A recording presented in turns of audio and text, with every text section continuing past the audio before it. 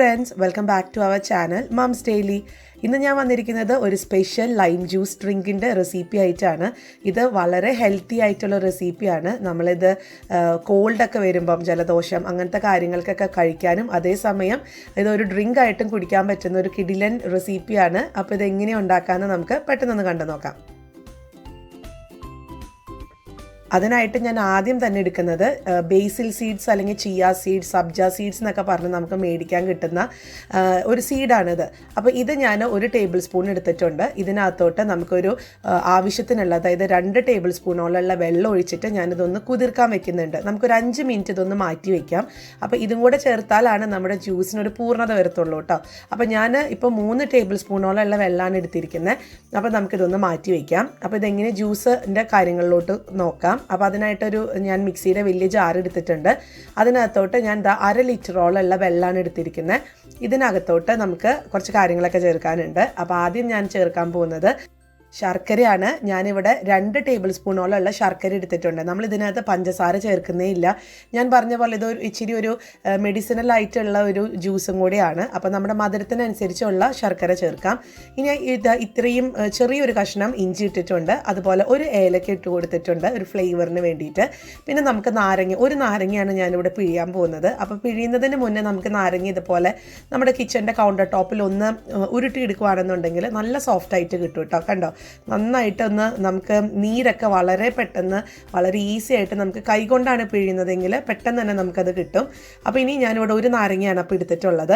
അപ്പോൾ ഇത് നിങ്ങൾക്ക് കോൾഡൊക്കെ വരുവാണെന്നുണ്ടെങ്കിൽ, ഒരു ജലദോഷം പോലൊക്കെ തോന്നുവാണെന്നുണ്ടെങ്കിൽ നിങ്ങൾക്കിത് തീർച്ചയായിട്ടും ഉണ്ടാക്കി കുടിക്കാൻ പറ്റുന്ന ഒരു ഹെൽത്തി ആയിട്ടുള്ള ഒരു ഡ്രിങ്കും കൂടിയാണ്. എന്നാൽ ഇതൊരു വെൽക്കം ഡ്രിങ്ക് ആയിട്ട് നമുക്ക് കൊടുക്കുകയും ചെയ്യാം. ഒരു ഡിഫറെൻ്റ് ആയിട്ടുള്ളൊരു ജ്യൂസും കൂടിയാണ് കേട്ടോ.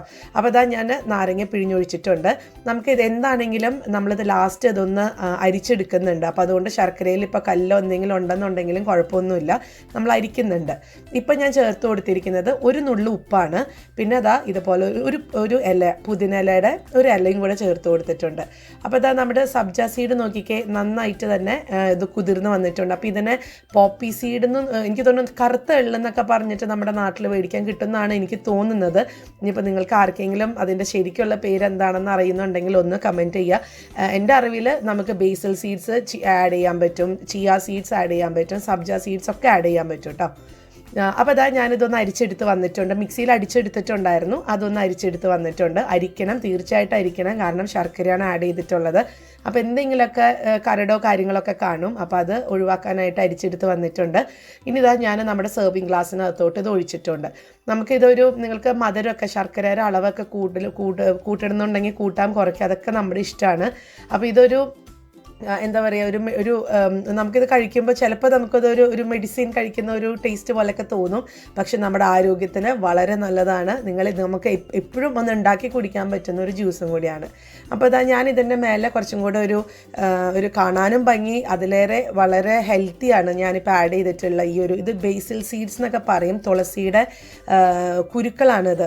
അപ്പോൾ അതൊക്കെ ആണെന്നുണ്ടെങ്കിലും നല്ലതാണ് നമ്മുടെ ശരീരത്തിനൊന്ന് തണുപ്പിക്കാനും. ഇപ്പോൾ നാട്ടിൽ ചൂടൊക്കെ അല്ലേ, അപ്പോൾ ഇത് കുടിക്കുന്നത് 2 രീതിയിലും നല്ലതാണ്. നമ്മുടെ ശരീരം ഒന്ന് തണുക്കാനും അതുപോലെ തന്നെ എന്തെങ്കിലും ജലദോഷമൊക്കെ ഉണ്ടെന്നുണ്ടെങ്കിൽ ഒരു ആശ്വാസം കിട്ടാനും ഒക്കെ നല്ലതാണ്. അപ്പോൾ എല്ലാവരും ട്രൈ ചെയ്ത് നോക്കുക.